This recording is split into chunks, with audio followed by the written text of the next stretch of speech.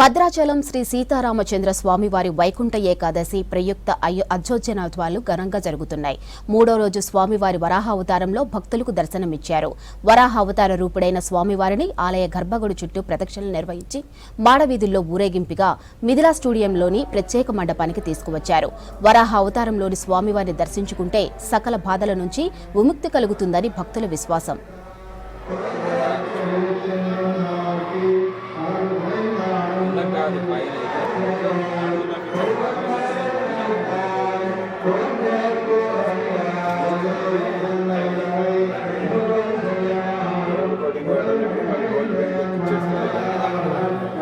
చెప్పలేదు